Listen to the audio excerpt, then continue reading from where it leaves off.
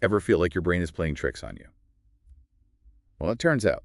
It might be more common than you think. Yeah, it's something called confirmation bias. And today we're taking a deep dive into how it works and why it matters. Yeah, that I knew it moment when you see a story that confirms something you already believe. Right. It's more common than we think, and we have some fascinating sources to guide our deep dive today, including excerpts from How Our Brain Can Sometimes Trick Us by Mission 60, Oh, interesting. and a discussion from the Philosophy Stack Exchange that really gets into the nature of free will. Okay, so before we get ahead of ourselves, let's start with the basics. What exactly is confirmation bias? The Mission 60 article uses a really interesting example using pitbulls to illustrate this. Right. They paint a picture of someone scrolling through the news, and they come across a story about a pit bull attack. Okay. Now, if that person already believes pit bulls are dangerous, they'll likely latch onto that story, further solidifying their belief. But here's the catch. They might unconsciously scroll right past a heartwarming video of a pit bull playing with children, Oh, wow. essentially filtering out information that contradicts their existing belief. It's almost as if our brains have these invisible filters that screen out anything that doesn't fit our preconceived notions. Precisely, confirmation bias isn't about intentionally being closed-minded. Right. It's a subconscious process where our brains automatically favor information that supports what we already think, regardless of whether that belief is accurate or not. So it's like our brains are cherry-picking the evidence, but why does our brain do this? Is it just being lazy? Well, it's not so much about laziness as it is about efficiency. Okay. Think of it this way. Your brain is constantly bombarded with information. So much information. Right, and it has to find ways to simplify things. To make sense of it all. Exactly. Confirmation bias is one way. It does that by sticking with what's familiar and comfortable. That makes sense. But it also sounds a bit risky if we're only focusing on information that supports our existing beliefs. Aren't we missing out on a whole lot of other perspectives? You're absolutely right, and this is where confirmation bias can become problematic. Okay. It can lead us to make decisions based on incomplete or biased information, Right. which can have significant consequences in our personal and professional lives. Yeah, this is starting to feel a bit like navigating a minefield. Yeah.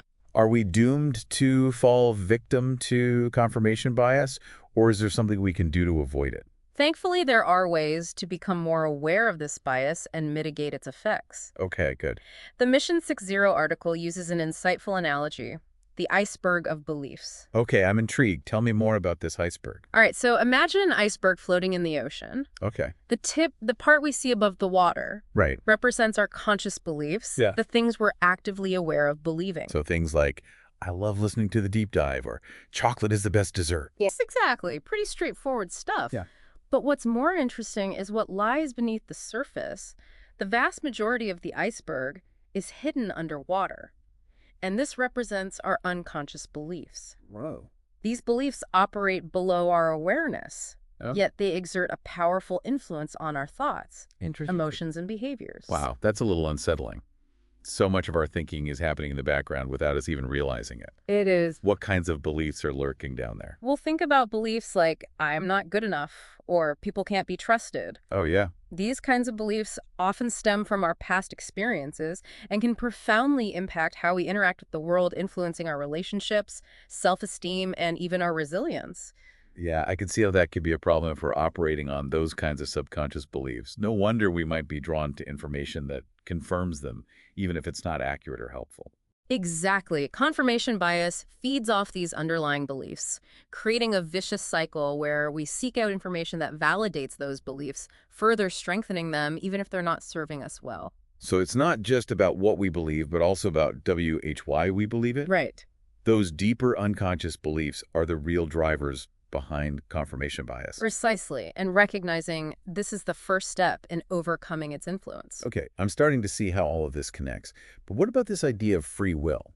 Where does that fit into the picture? Our other source, the discussion from Philosophy Stack Exchange, really delves into this. That's an excellent question. Now, before we get too philosophical, Right. let's first clarify how free will is often defined in the context of psychological research. It refers to the idea that we have the ability to act independently, that our choices are entirely our own and unaffected by external influences. But is that really how it works? I mean, aren't we constantly influenced by our environment, our experiences, and even our own biology? That's a great point. The philosophy stack exchange discussion highlights this tension by bringing up the example of voting. Okay. We often step into the voting booth and make what we believe is a conscious choice. Yeah. But how much of that choice is actually influenced by factors we're not even aware of? Like our upbringing, the news we consume, even something simple as the weather that day. Right. It makes you wonder how much control we truly have over our decisions. Exactly. And this is where the debate about free will gets fascinating. Okay. Some researchers suggest that what we experience as free will might actually be an intricate dance between conscious and unconscious processes, Interesting. all shaped by a myriad of factors beyond our immediate awareness.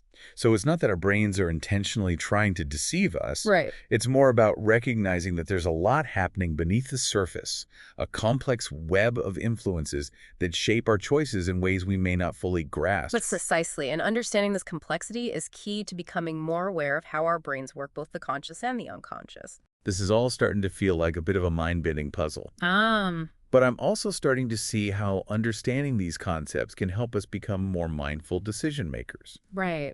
Before we jump into solutions, though, I'm curious to hear more about how confirmation bias impacts our lives in practical ways. You're spot on. Confirmation bias can show up in all sorts of subtle ways, impacting our relationships, careers, even how we view the world around us.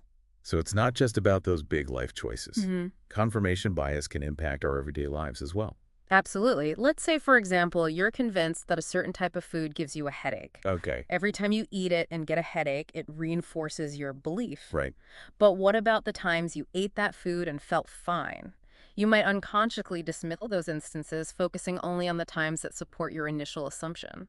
That makes a lot of sense. It's like we're selectively editing our own memories to fit our existing narratives. Exactly. And this type of selective memory can show up in our relationships as well. If you believe your partner is inconsiderate, you might zero in on the times they forget to take out the trash, Right. or leave their clothes on the floor while overlooking all the times they were thoughtful and kind. Oh, I can definitely see how that could create conflict. Right. We're essentially building a case against our partner, Right. only gathering evidence that supports our negative perception. It's like creating a mental highlight reel of all their flaws while ignoring the full picture of who they are.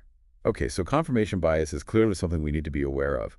But the question is, how do we actually overcome it? It feels like a very ingrained, almost instinctive way of thinking.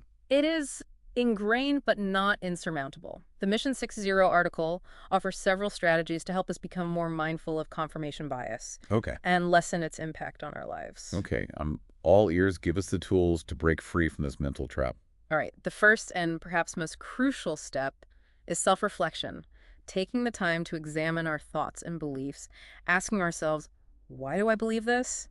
And what evidence supports this belief? So basically turning that spotlight of awareness inward and really scrutinizing our own thought processes. Exactly. And journaling can be an incredibly helpful tool in this process. Okay. Writing down your thoughts and feelings can bring those unconscious beliefs to the surface, allowing you to examine them with more objectivity. It's like having a conversation with yourself on paper gets all those thoughts out of your head so you can analyze them more clearly. Precisely. Journaling provides a safe space to question your assumptions without judgment. Yeah. For example, if you notice a recurring pattern of negative self-talk, Right. you can start to explore where those beliefs originated and whether they're truly accurate reflections of who you are. That's so powerful. It's like you're becoming your own therapist, uncovering those hidden beliefs that might be holding you back. And once you've done some self-reflection, the next step is to actively seek out diverse perspectives. Yeah. Surround yourself with people who challenge your thinking, expose yourself to different viewpoints, and be open to having your mind changed. It's about getting out of that echo chamber. It's so easy to surround ourselves with people who agree with us, but that can just solidify our existing biases. If we only hear one side of the story, we're missing out on the full picture. The goal is to become more like a detective, gathering evidence from a variety of sources before forming our conclusions. I love that analogy. We need to be willing to investigate different viewpoints, even if they initially make us uncomfortable. Yeah. In fact, those are often the perspectives that offer the most growth. Absolutely. It's in those moments of discomfort where true learning and expansion happen. It's like stretching a muscle. Yeah. It might feel a bit awkward at first, Right. but ultimately it makes you stronger and more flexible. Okay, so we've got self-reflection and seeking out diverse perspectives. Any other strategies to add to our confirmation bias busting toolkit? The Mission 60 article also highlights the importance of paying attention to our emotions.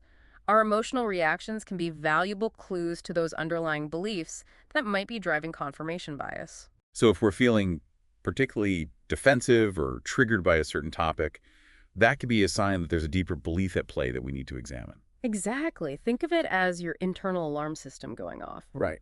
If you notice a strong emotional reaction, take a step back and ask yourself what belief might be driving this reaction, and is this belief truly serving me well?